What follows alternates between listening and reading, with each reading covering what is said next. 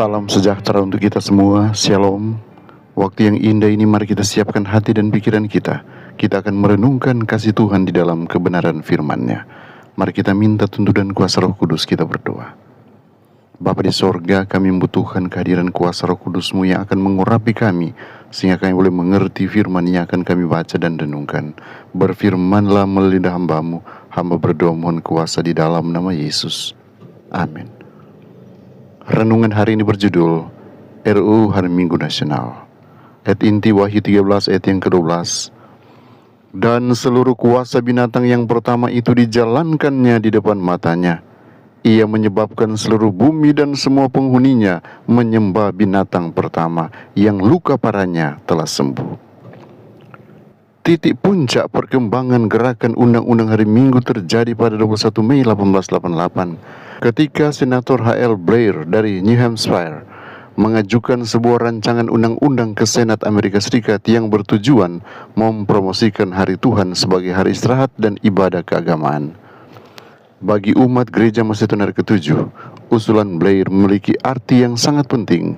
Itu merupakan rancangan undang-undang Hari Minggu Nasional pertama yang diajukan ke Kongres Amerika Serikat sejak munculnya gerakan Advent pada tahun 1840-an. Beberapa hari kemudian, Blair juga mengajukan usulan perubahan konstitusi yang bertujuan memberikan dasar Kristen yang lebih jelas bagi sistem sekolah umum Amerika.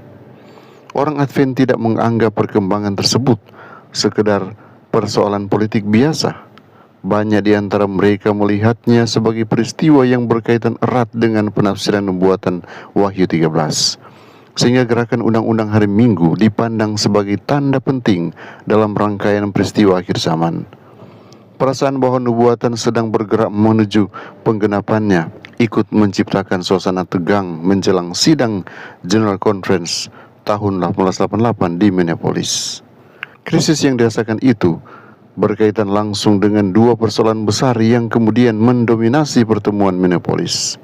Pertama, persoalan penafsiran nubuatan, terutama yang berhubungan dengan kitab Daniel. Kedua, persoalan hubungan antara hukum Allah dan keselamatan, khususnya dalam kaitannya dengan kitab Galatia.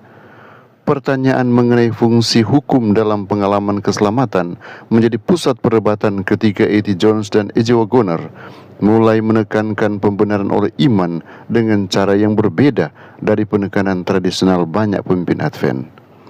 Sulit memahami kuatnya emosi yang muncul pada sidang tahun 1888 tanpa memahami suasana yang melatar belakanginya. Banyak orang Advent sungguh-sungguh percaya bahwa mereka sedang mendekati masa ketika kebebasan mereka sebagai pemelihara Sabat dapat dibatasi, dan bahwa kesetiaan kepada keyakinan mereka mungkin akan membawa mereka ke pengadilan atau bahkan ke penjara. Menjelang dimulainya sidang, S.N. Haskell menulis bahwa kemungkinan seperti itu tampak semakin nyata di hadapan mereka. Dalam konteks seperti itu, kita dapat lebih memahami mengapa sebagian pemimpin Advent bereaksi dengan sangat kuat ketika Jones dan Waggoner mempertanyakan beberapa penafsiran nubuatan dan penekanan teologi yang telah lama dipegang denominasi. Bagi mereka, persoalan itu bukan sekedar perbedaan akademis, melainkan sesuatu yang tampaknya menyentuh inti identitas Advent pada saat yang dianggap sebagai masa krisis besar. Sejarah ini mengingatkan kita bahwa dalam situasi yang penuh tekanan, reaksi yang wajar dan reaksi yang berlebihan seringkali sulit dibedakan. Ketakutan, keyakinan yang mendalam, dan rasa tanggung jawab terhadap kebenaran dapat bercampur menjadi satu. Karena itu, kita memerlukan hikmat Tuhan agar dapat mempertahankan keyakinan dengan teguh tanpa kehilangan keseimbangan rohani dan kasih Kristus dalam menghadapi perbedaan pendapat.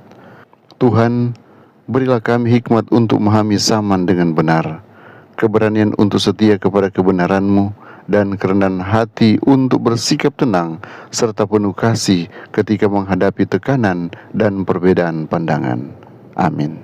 Tuhan Yesus memberkati kita semua. Mari kita berdoa. Bapa Surgawi, kami datang dengan penuh syukur karena berkat yang indah yang boleh kami peroleh.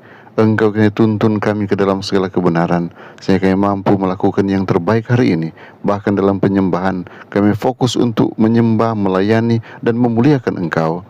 Biarlah sepanjang hari ini kami diberkati dalam segala kelimpahan berkat surgawi. Engkau hindarkan kami dari sakit penyakit, mara bahaya yang mudah berlaku bagi kami. Kiranya hari ini menjadi hari yang berkat bagi kami.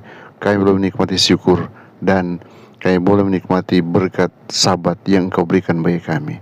Kalaupun datang tangan, kami yakini Tuhan selalu di pihak kami dan selalu membawa kami kepada kemenangan dan kemenangan. Jaga lindungi kami sepanjang hari ini, karena kami mengenalkan Engkau dan menyerahkan hidup kami seutuhnya di dalam nama Yesus Tuhan dan Juru Selamat kami. Amin.